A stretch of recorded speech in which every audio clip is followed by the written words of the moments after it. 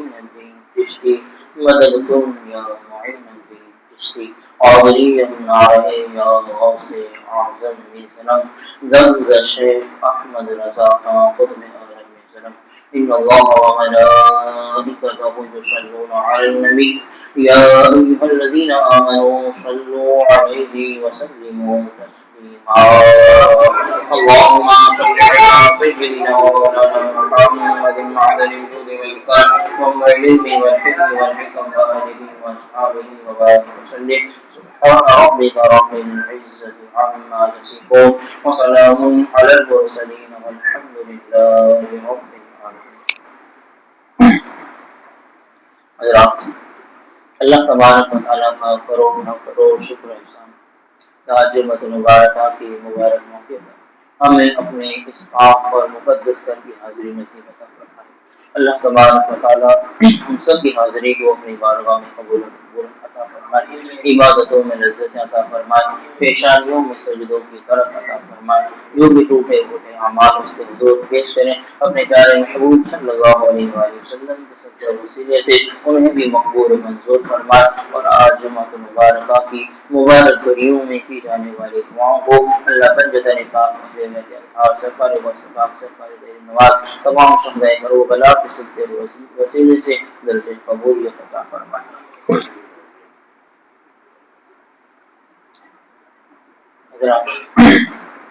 جیسا کہ آپ تمام حضرات جانتے ہیں کہ اللہ کی مقدس کتاب قرآن مجید کو نازل ہوئے 1450 سال سے بھی زیادہ کا عرصہ گزر چکا ہے، لیکن قرآن پاک کے نزول سے پہلے کا جو زمانہ تھا، جس کو دور جاہلیت کہتے ہیں، وہ ایسا خطرناک زمانہ تھا، ٹائم اتنا خطرناک تھا کہ کفر و شرک نقطے انتہا پر تھا، ظلم و بغاوت انتہا پر پہنچی ہوئی تھی، اور شراب نوشی بالکل عام تھی، جوا عام تھا، زندہ بچیوں کو درگور کر دینا بالکل معمولی بات سمجھی جاتی تھی، بلکہ جو جتنی زندہ بچیوں کو دفن کرتا تھا وہ اتنا زیادہ فخر محسوس کرتا تھا. اتنا پرخطر ماحول تھا. اب ایسے میں جب قرآن پاک کا نزول ہوتا ہے اور سب سے پہلی جو آیت نازل ہوتی ہے، اب عقل تو کہتی ہے کہ جو ماحول تھا اس وقت،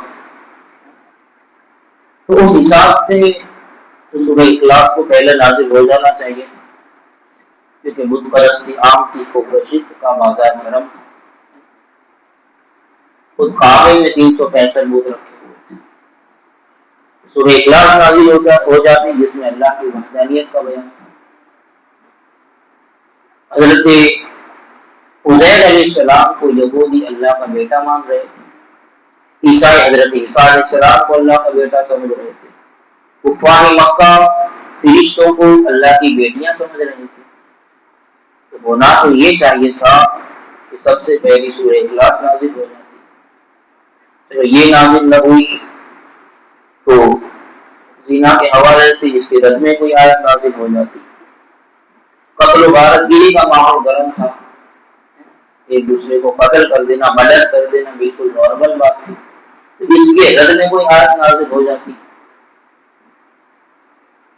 اتنی ساری برائی تھی، ان ساری برائیوں کے رد میں کوئی آیت نازل نہ ہو کر کے سب سے پہلے قرآن پاک کی جو وحی نازل ہوئی وہ تعلیم کے حوالے سے نازل ہوئی. سب سے پہلی آیت کریمہ اقرأ بسم ربک الذی خلق، اے محبوب اپنے رب کے نام سے پڑھیے. تو اللہ تبارک و تعالیٰ نے ان ساری برائیوں کے رد میں آیت نازل کرنے کے بجائے قرآن پاک میں سب سے پہلے وہی تعلیم کے حوالے سے نازل فرما کر گویا ہمیں ایک ذہن دیا کہ اگر زناکار کے سامنے آپ زنا کا رد کریں تو ضروری نہیں ہے کہ وہ زنا کرنا چھوڑ دے. جوا کھیلنے والے کے سامنے آپ جوئے کا رد کریں، ضروری نہیں ہے کہ وہ جوا کھیلنا چھوڑ دیں، جس کے لیے مدد کرنا عام بات ہے، ایسے 2 نمبری کے لیے آپ کوئی ضروری نہیں کہ آپ اس کا رد کریں اور وہ مدد کرنا چھوڑ دیں۔ تو کوئی بھی مجرم ہو اس گناہ کے حوالے سے آپ اس کا رد کریں تو کوئی ضروری نہیں ہے کہ اس گناہ کو چھوڑ دیں۔ تو اللہ تبارک و تعالیٰ یہ آیت کریمہ نازل فرما کر ہمیں یہ ذہن دے رہا ہے کہ ایسے بندے کو علم دے، علم کی روشنی جیسے ہی آئے گی جہالت کا اندھیرا خود بخود دور ہو جائے گا۔ اور یہی وجہ ہے کہ اللہ کے رسول نے بھی فرمایا العلم نور، علم روشنی ہے۔ تو اگر جہالت کا اندھیرا دور کرنا ہے تو اس کا ایک ہی علاج ہے کہ بندوں کو علم دے۔ علم کی روشنی جہاں پہنچے گی جہالت کا اندھیرا خود بخود دور ہوتا ہوا نظر آئے گا۔ کتنا بھی اندھیرا ہو، کھٹا ٹوپ اندھیرا ہو، بالکل خالی رات ہو، وہاں ایک بلب آپ جلا دیجیے تو اندھیرے کو نکالنا نہیں پڑے گا، وہ خود بخود چلا جائے گا۔ تو کہنے کا مطلب یہ ہے کہ ہماری قوم میں بھی جو برائیاں ہیں اس کو اگر دور کرنا ہے تو طریقہ ایک ہی ہے، قوم کو، اس پیاسی قوم کو علم کی دولت سے مالا مال کرنا۔ ساری برائیاں کیوں؟ علم کی کمی کی وجہ سے، دین سے دوری کی وجہ سے۔ تو جب علم دین کا نور مسلمانوں کے سینے میں آئے گا تو انشاءاللہ یہ جہالت کی وادیاں خود بخود چھٹتی ہوئی نظر آئیں گی، یہ اندھیرے خود بخود روشنی میں تبدیل ہوتے ہوئے نظر آئیں گے۔ اور ایک بات دیکھیں ہم، اللہ کے رسول صلی اللہ تعالی علیہ وسلم ارشاد فرماتے ہیں کہ العلم میراثی و میراث الانبیاء قبلی، علم دین یہ میری میراث ہے اور مجھ سے پہلے جتنے انبیاء ہوئے سب کی میراث ہے۔ علم کیا ہے؟ علم کیا ہے؟ انبیاء کی میراث ہے، انبیاء کی میراث ہے۔ اور میراث کس کو کہتے ہیں؟ باپ کی پراپرٹی جو ترکے میں چھوٹے، باپ کے انتقال کے بعد جو باپ نے چھوڑا ہے پیچھے، زمین ہے، پلاٹ ہے، کاروبار، مطلب گاڑی وغیرہ، جو کچھ بھی مال ہے، زمین ہے، جو کچھ بھی باپ نے چھوڑا وہ کیا ہے؟ وراثت ہے، میراث ہے۔ اب دیکھیے مثال کے طور پر آپ میں سے کسی کو بھی لے لیں کہ 2 بھائی ہیں، اب باپ نے اپنے پیچھے انتقال ہو گیا باپ کا اور پیچھے بہت کچھ چھوڑا ہے، زمینیں بھی چھوڑی، پلاٹ بھی چھوڑا، بہت سارا مال و دولت بھی چھوڑا۔ اب ایک بھائی دوسرے سے کہے کہ بھائی ابا نے جتنا بھی چھوڑا ہے سب میں لے لیتا ہوں، تو رہنے دے، تو کوئی مانے گا؟ کوئی مانے گا؟ نہیں مانے گا۔ چلو پورا نہیں وہ گئے کہ چل 75% میں لے لیتا ہوں، 25% تو رکھ لے، تو بھی مانے گا؟ مانے گا؟ آج کے ٹائم میں نہیں مانے، کیا کرے گا؟ جس باپ کا بیٹا تو ہے اسی کا میں بھی ہوں، حصہ برابر ہوگا، ہے کہ نہیں؟ اور اگر نہیں بھی مانتا کوئی بھائی تو کیا ہوگا؟ پنچ بٹھائیں گے، سماج کے جو بھی بڑے ہیں ان کو جمع کرنے کا کہ بھائی سمجھاؤ اس کو، میرا جو حق بنتا ہے دلواؤ، اس نے اتنا سارا لے لیا مجھے اتنا ہی دے گا۔ ہوگا کہ نہیں ہوگا؟ ایسا ہی ہوگا۔ اور اگر چلو پنچ بیٹھی گی، پنچ نے فیصلہ بھی کیا دے دو، پھر بھی نہیں دیا تو پھر کیا ہوگا؟ کہاں جائے گا؟ پولیس اسٹیشن کیس کرے گا، اب دلواؤ گے نا، کیس کر کے پھر بھی نہیں مانا، پھر آستی میں چڑھیں گے، پھر ایک دوسرے کا مرض بھی ہو سکتا ہے۔ تو کہنے کا مطلب یہ سمجھانا یہ چاہتا ہوں کہ دنیاوی میراث، دنیاوی مال و دولت، دنیاوی وراثت کو حاصل کرنے کے لیے ہم مدد بھی کر سکتے ہیں، اپنا حق لینے کے لیے ہم مدد بھی کر سکتے ہیں، لیکن علم دین یہ کس کی میراث ہے؟ انبیاء کی میراث ہے۔ اور سب سے پہلے نبی کون ہے؟ حضرت آدم علیہ السلام، اور وہ کیا ہے؟ ہمارے باپ بھی ہے نا، سارے انسانوں کے باپ کون ہے؟ حضرت آدم علیہ السلام۔ اور اسی طریقے سے اللہ کے رسول صلی اللہ تعالی علیہ وآلہ وسلم بھی ہمارے باپ ہیں، ہمارے والد۔ آپ سوچیں گے ہم نے تو پہلی بار سنا کہ حضور بھی ہمارے والد ہیں۔ نبی جو ہوتا ہے وہ امت کا باپ ہوتا ہے، اسی لیے ہم حضور کی ازواج کو کیا کہتے ہیں؟ امہات المؤمنین۔ کیوں کہتے ہیں؟ یہ امت کی مائیں ہیں۔ جو ماں کا شوہر ہوتا ہے وہ کیا ہوتا ہے؟ ابا ہی ہوتا ہے، والد ہی ہوتا ہے۔ تو حضور بھی ہمارے کیا ہے؟ والد ہیں۔ تو علم کیا ہے؟ حضرت آدم علیہ السلام سے لے کر جتنے بھی انبیاء ہوئے ہمارے حضور صلی اللہ علیہ وسلم تک، سب کی کیا ہے؟ میراث ہے۔ تو ہم کیا ہوئے؟ جب حضور ہمارے والد تو ہم ان کی اولاد ہوئے۔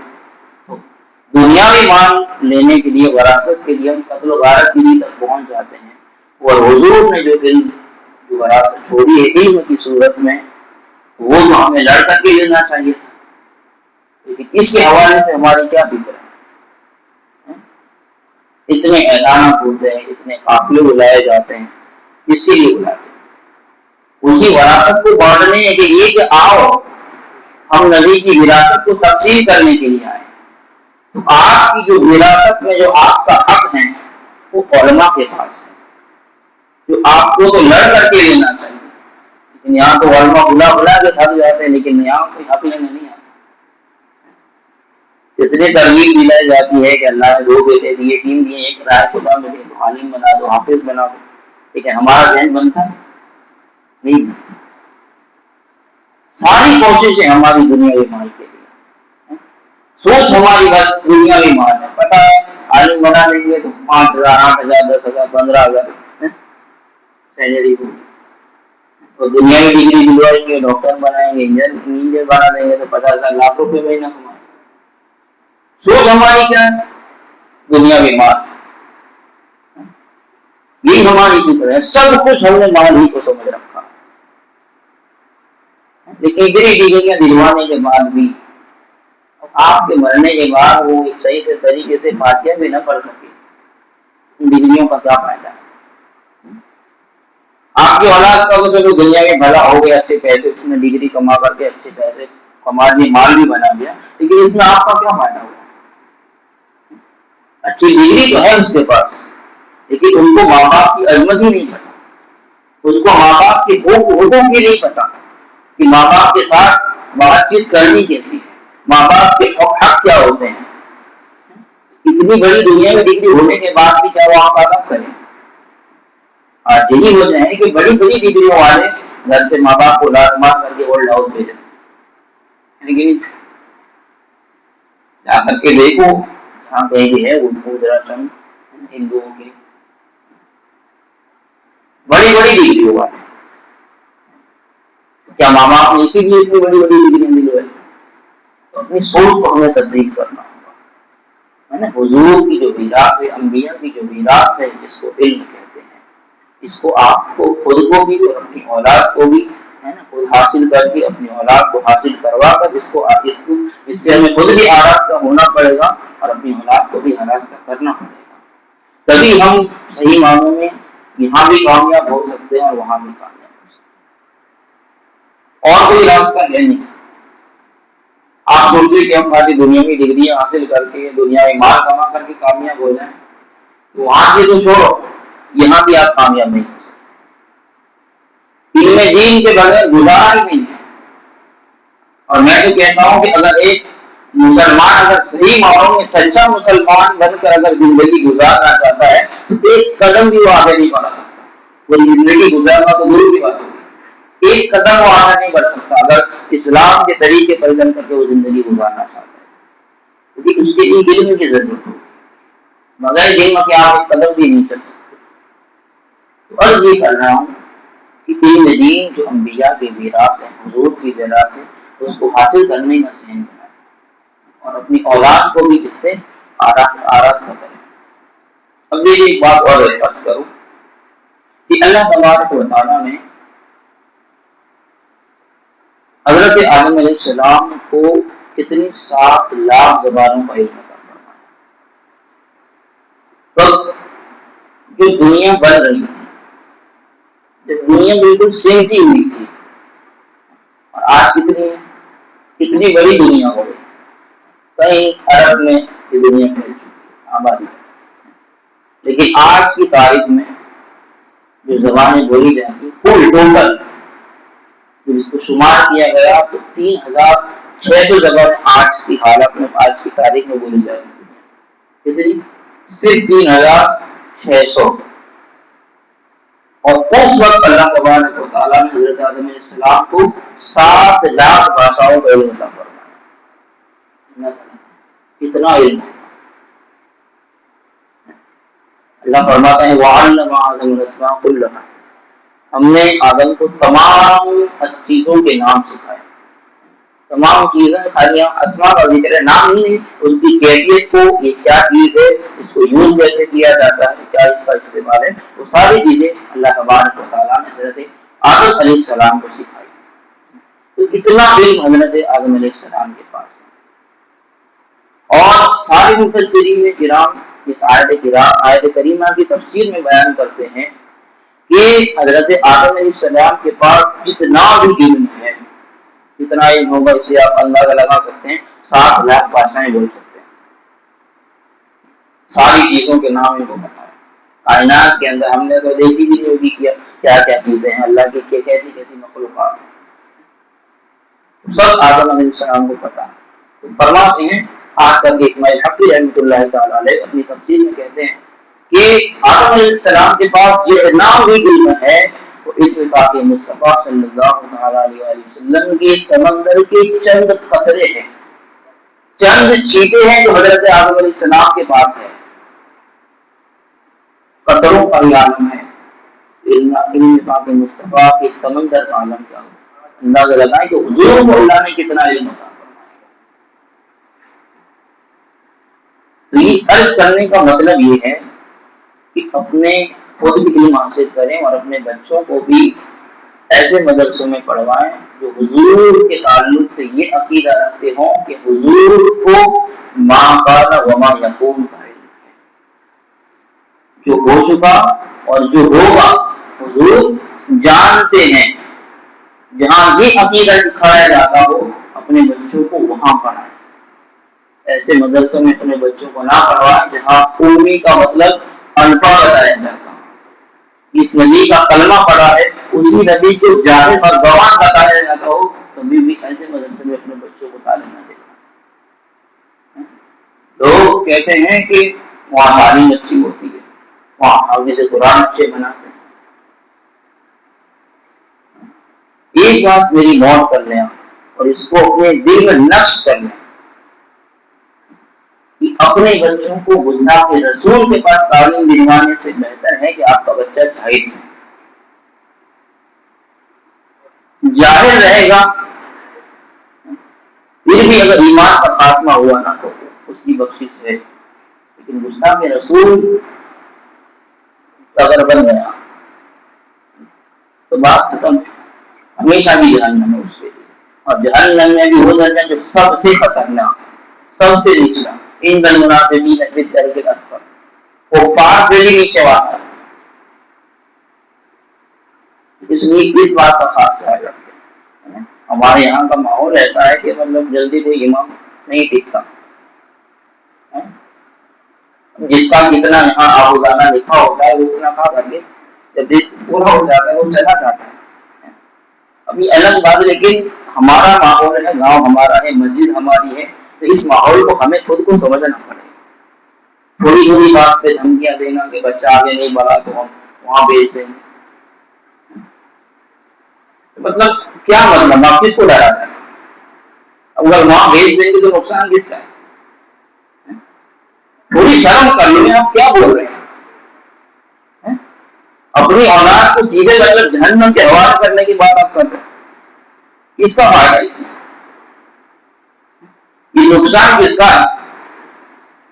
وہاں بھیج دیں گے کیا مطلب ہے؟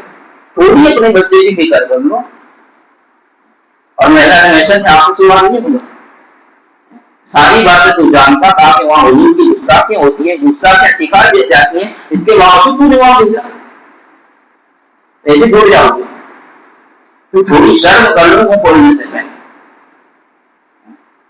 میری بات یاد رکھنا، بچہ جاہل رہے گا تو چلے گا، لیکن گستاخ رسول بنا وہ حافظ قرآن نہیں، مفتی اسلام بھی بن گیا، کوئی ایسا نہیں ہے، وہ مفتی بن کر کے حضور کی نعت نہیں پڑھے گا، وہ حضور کی گستاخی نہیں سیکھے گا، کیونکہ ان کو بچپن سے سکھایا ہو جاتا۔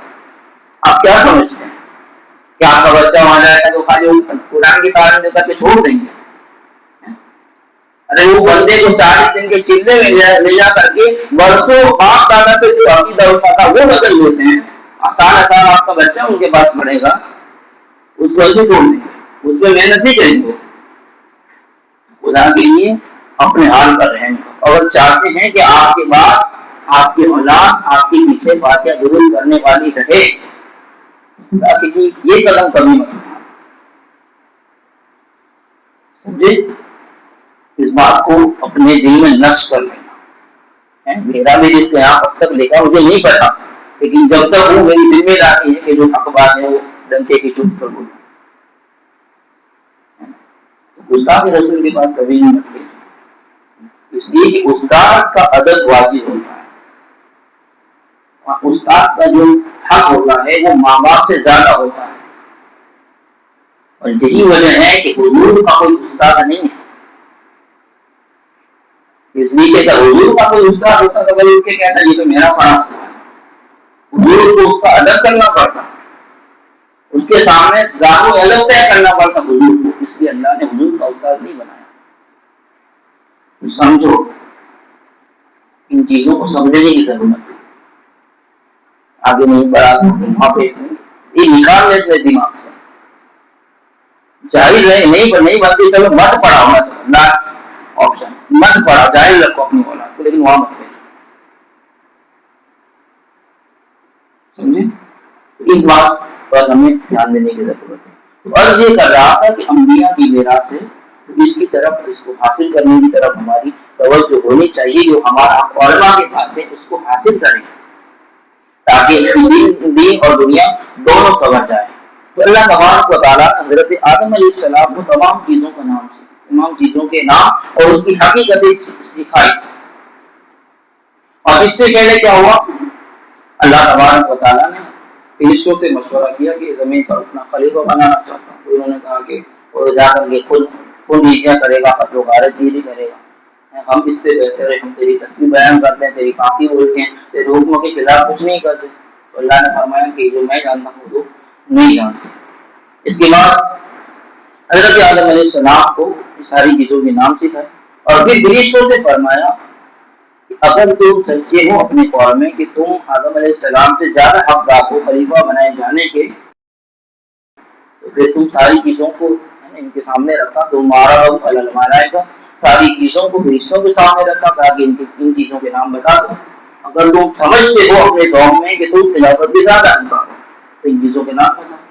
انہوں نے کہا قالوا سبحانک لا علم لنا الا ما علمتنا انک انت العلیم الحکیم، اے ہمارے مولا تو پاک ہے اور ہم اتنا ہی جانتے ہیں جتنا تو نے ہمیں علم دیا ہے، تو نے جتنا سکھایا ہے، اس سے زیادہ ہمیں نہیں پتا۔ تو اپنی لا علمی کا انہوں نے اظہار کر دیا۔ اس کے بعد فرشتوں کو بھی پتا چل گیا کہ ہم سے علم میں زیادہ ہے۔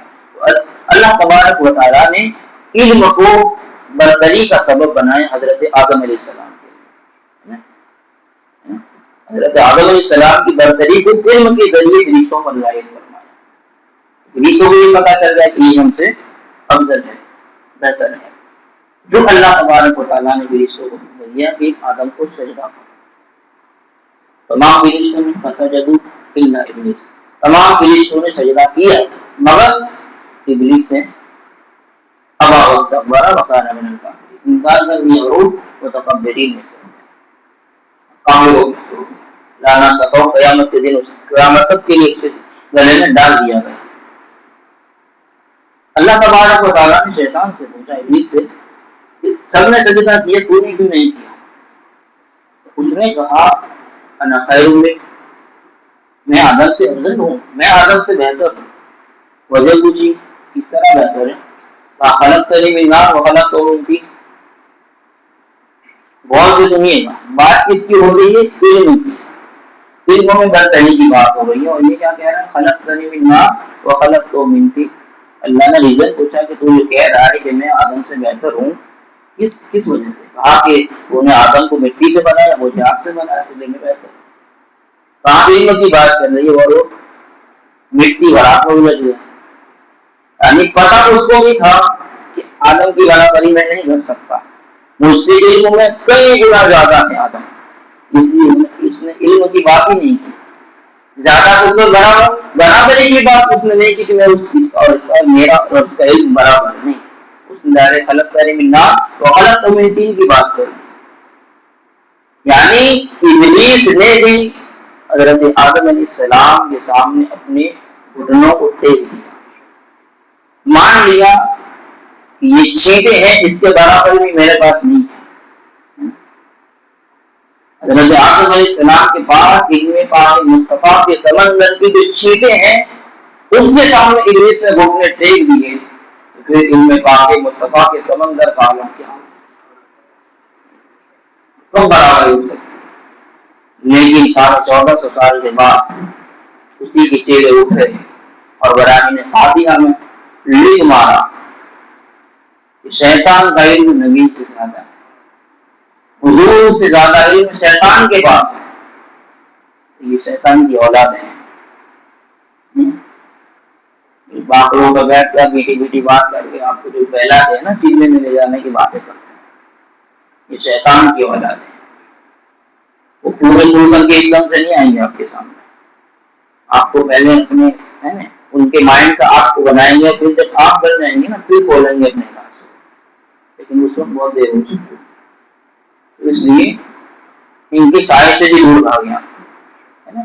حضور نے فرمایا کہ ان کو اپنے سے دور رکھو اور خود بھی ان سے دور رکھو، اس چیز کی بہت اہم ضرورت ہے۔ ہم رشتے داریاں بچانے کے لیے اور سماجی تعلقات بچانے کے لیے اندر گھسے جاتے ہیں، کیا ضرورت ہے؟ اپنا تو سے گھوم بلے کا ذرا کل بھی اور آ سکے، بس اسی مائنڈ سیٹ کے ساتھ چلتے رہیں گے تبھی ہم کامیاب ہو سکتے ہیں۔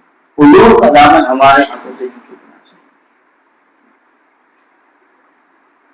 علم پاک مصطفیٰ کا سمندر جس کے سامنے اس کی کتابیں نہیں، لیکن اس کے چہروں نے اپنی کتابوں میں لکھا کہ حضور سے زیادہ علم شیطان کے پاس۔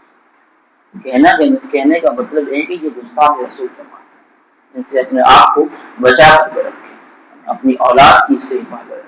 آپ ایسے مدرسوں کی بات کرتے ہیں تو ان کی حقیقت یہ ہے، یہ حقیقت میں نے آپ کے سامنے رکھی کہ آپ کے بچوں کو یہ چیزیں سکھائیں گے کہ نبی کے امی تھے، ان پڑھ تھے، جاہل تھے، ایک 1.5 سال ہی ہوا پاکستان کا جو مشہور تاریخ مسعود بیان دیا تھا نا، اس نے لکھنا پڑھنا نہیں جانتے تھے، آج کے دور میں کھلا وہ کہہ رہے ہیں اور انہیں کو یہ لوگ فالو کرتے ہیں، سب کچھ جاننے کے باوجود بھی اگر آپ وہاں جائیں گے تو حضور کو کیا منہ دکھائیں گے۔ تیسرا سوال جو قبر کا ہے نا بہت اہم ہے، 2 سوال کے جواب تو کوئی بھی دے دے گا، لیکن فیصلہ جو ہونا ہے وہ تیسرے پہ ہونا ہے، یہ بات یاد رکھیے۔ معقول تک اقولوں کی حق حاضر رجوع، ان کے بارے میں تو کیا کہتا ہے، اس کا جواب نہیں بن پڑے گا۔ اور اگر آپ کا ایک بچہ گستاخ رسول بنا تو پھر پوری نسل ایک نہیں جائے گا، پوری نسل جائے گا، ہو سکتا ہے پھر آپ کو بھی پھر پلٹنا پڑے، کیونکہ پھر پیڑ کدھر چلتا ہے، گھٹنوں کی طرح، جب بیٹا جائے گا تو واپس گھسے گا، میں ان کو بیٹا ہو غلط میں بھی ہوتا، کیونکہ پھر آپ بوڑھے ہو چکے ہوں گے، روٹی پیٹ بھرنے کی آپ کو پڑی ہوگی کہ کسی طرح روٹی مل جائے، اور غریب بھی وہ چیز ہے اور بھوک وہ چیز ہے کہ انسان کو وہ تک پہنچاتی ہے۔ یہ حدیث پاک کا مفہوم ہے کہ غربت کبھی کبھی انسان کو کفر تک لے جاتی ہے، تو پھر یہ حالات بنے گے، تو یہ حالات آنے سے پہلے اپنی آنکھیں کھولیں اور اپنا جائزہ لیں کہ ہم کس جگہ پر چل رہے ہیں، یہ پل بنا کر چھوڑ دیں، اور جو زبان سے کہتے ہیں نا ہم پی ٹی ایس، حقیقت میں پی ٹی ایس ہوتا کون ہے؟ جس کا مائنڈ سیٹ یہ ہو جو حضور کا ہے وہی ہمارا، تو حضور کا نہیں وہ ہمارا نہیں، اور یہی صحابہ کرام نے ہمیں اپنی زندگیاں گزار کر کے ہمیں یہ کا ہمیں درس دیا ہے. یہی صحابہ کرام کی تعلیمات رہی کہ انہوں نے نہیں دیکھا کہ اگر غصہ میں رسول نے نہیں دیکھا کہ باپ ہے، ماں ہے، بھائی ہے، ماما ہے، کچھ نہیں دیکھا ہے انہوں نے.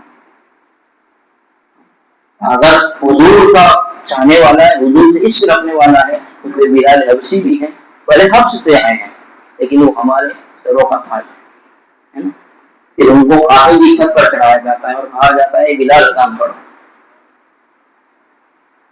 ایک بات گانٹ باندھ لیں آپ کہ جو کچھ بھی ہے ایک ایمان والے کے لیے حضور کے ساتھ ہے، بس قصہ ختم ہے. میدان محشر بھی جو قائم ہوگا وہ اسی لیے ہے. فقط اتنا سبب ہے کہ عقاب بزم محشر کا کہ ان کی شان محبوبی دکھائی جانے والی ہے. میدان محشر کا سارا نچوڑ ہی حضور کی ذات ہے، حضور کی شان دکھانی ہے، اسی لیے میدان محشر قائم ہونا ہے. ورنہ اللہ کو نہیں پتا کہ میرے بندے نے کیا کیا کیا. اس کو تو پہلے سے پتا تھا کہ میرا بندہ جا کر کیا کیا کرنے والا تھا. اسی کا نام تو تقدیر ہے. بندہ دنیا میں جا کر کیا کیا کرنے والا تھا اللہ کو پتا تھا، اس نے اپنے علم کے مطابق لکھا ہے کہ یہاں پر یہ کرے گا. اسی کا نام تقدیر. اور پھر اس سے لکھی رہے، پھر اس پہ لکھی رہے نا. ہفتے میں 2 بار آپ اللہ کا پیش ہوتا ہے نا جو ہے نا ہمیں، تو سارا حساب و کتاب تو ہو ہی رہا ہے. پھر میدان محشر قائم کرنے کی ضرورت کیا ہے؟ تو فقط اتنا سبب ہے ان قابل بزم محشر کا ہے نا. حشر کو سجائے جانے کا مقصد ہی ایک ہے کہ حضور کی شان لوگوں کو پتہ چل جائے. جو لوگ کہتے ہیں نا ہماری طرح بس ہے، پیٹ کے پیچھے کا علم نہیں ہے، اگر جاہل میدان محشر میں پتہ چلے کہ کیا ہے. تو کائنات جن کی خاطر سجائی گئی ہے وہ ذات مصطفیٰ علیہ رحمت، حضور سے بڑھ کر ہمارے لیے کوئی نہیں ہونا چاہیے.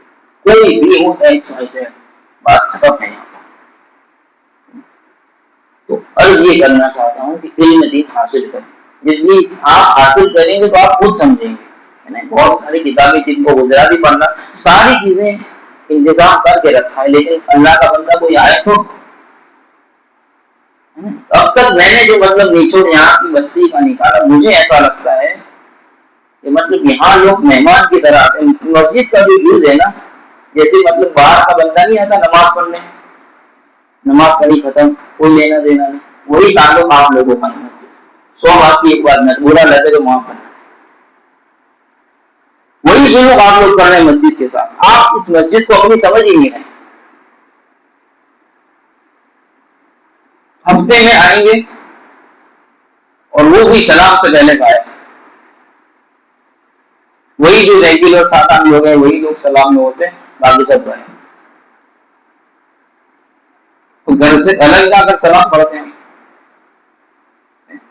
ہفتے میں ایک بار آئے تو کم سے کم ہفتے میں ایک بار اردو پر سلام پیش کر کے چلے جائیں. ہر ہے یار اوور نہیں کرتے، مطلب اوور ہو چکے ہیں آپ لوگ، حد سے زیادہ. اتنا بھی نہیں ہونا چاہیے. کچھ تو ہمارا تعلق ہے. یہ مسجد آپ ہی کی ہے، ہر سننے کا پورا حق ہے اس کے اوپر. اس کو اپنی مسجد سمجھتے ہیں. ایسا نہیں ہے کہ حاجی مقبول صاحب یا جلال الدین بھائی کی زمین پر بنی تو یہ ان کی پرسنل ہے، نہیں ایسا. یا کسی نے آپ کو منع کیا مسجد میں آنے سے کہ پیسے وصولتے ہیں آپ کے پاس سے مسجد میں آنے؟ کیا وجہ ہے جو آپ مسجد سے اتنا دور ہیں؟ اس مسجد کو دیکھو اور اس مسجد کو دیکھو. تھوڑا تو رحم کر رہا ہے، تھوڑا اپنے حال پر تھوڑا مطلب سوچ لو کہ ہم کیا کر رہے ہیں اللہ کے اس گھر کے ساتھ. کیا کمی ہے اس مسجد کے اندر کہ وہاں سے زیادہ فیسلٹیاں ہیں، تمہیں کیوں نہیں آ رہا ہے؟ ہم اللہ کی بندے نہیں ہیں، ہے کہ نہیں ہے؟ اس جمعہ کو بھی سنا آپ نے کہ ہماری پیدائش کا مقصد کیا ہے؟ کیا ہے؟ اللہ کی عبادت ہے نا. جتنا ہو سکے اتنا تو آئے. چلو 5 ٹائم آتے، 5 ٹائم نہیں آ پاتے، 1 ٹائم 2 ٹائم 3 ٹائم آؤ، لیکن آؤ تو. بالکل آپ نے ودا نہیں کر رکھا ہے. خدا کے لیے اپنے ہاتھ پر رحم کریں اور کچھ ہے نا, सामान्य आखिरत तैयार करना. तो मैं अर्ज करने का मतलब ये है कि इल्म दीन खुद भी सीखने की कोशिश, और ये कब होगा जब आप मस्जिदों का रुख करेंगे, उलमा से ताल्लुक रखेंगे, खुद भी इल्म दीन हासिल करें और अपनी औलाद को भी सुन्नी उलमा से इल्म दीन हासिल करवा कर खुद भी अपनी आखिरत को संवारें और अपने बच्चों की भी आखिरत को संवारें. अल्लाह तबारक व तआला दौरान गुफ्तगू होने वाली गलतियों को माफ फरमाए और उस पर सबसे पहले मुझे और उसके बाद आप तमाम हजरात को अमल करने की नीयत को बता फरमाए. अस्सलामु अलैकुम.